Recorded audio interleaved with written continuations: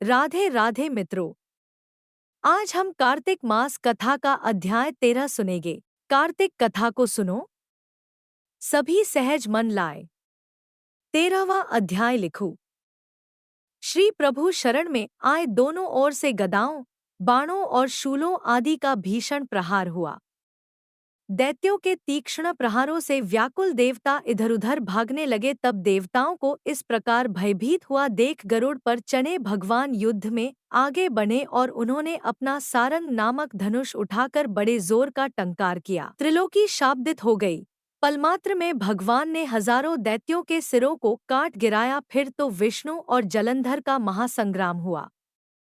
बाणों से आकाश भर गया। लोग आश्चर्य करने लगे।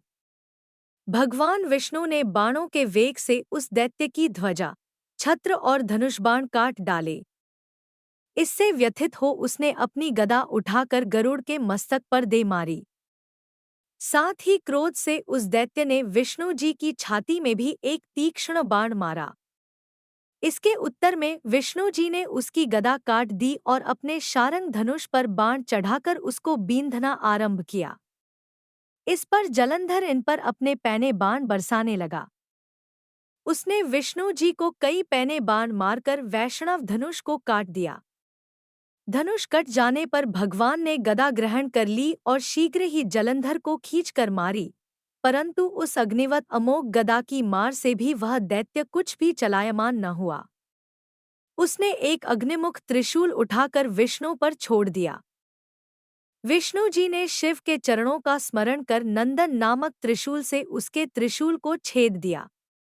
जलंधर ने झपटकर विष्णु जी की छाती पर एक जोर का मुष्टिक मारा। उसके उत्तर में भगवान विष्णु ने भी उसकी छाती पर अपनी एक मुष्टि का प्रहार किया। फिर दोनों घुटने टेक बाहुओं और मुष्टिकों से बाहुयुद्ध करने लगे। कितनी ही देर तक भगवान उसके साथ युद्ध करते रहे। तब सर्वश्रेष्ठ मायावी भगवान उस दैत्यराज से मेघवाणी में बोले, रे रण दुर्मद दैत्य श्रेष्ठ, तू धन्य है जो इस महायुद्ध में इन बड़े बड़े आयुधों से भी भयभीत न हुआ। तेरे इस युद्ध से मैं प्रसन्न हूँ, तू जो चाहे वर मांग।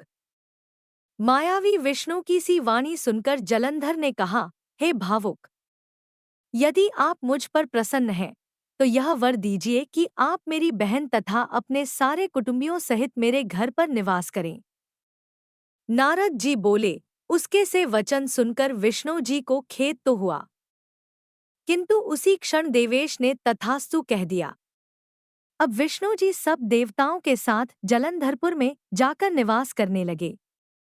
जलंधर अपनी बहन लक्ष्मी और देवताओं सहित विष्णु को वहां पाकर बड़ा प्रसन्न हुआ। फिर तो देवताओं के पास जो भी रत्नादि थे, सबको ले जलंधर पृथ्वी पर आया।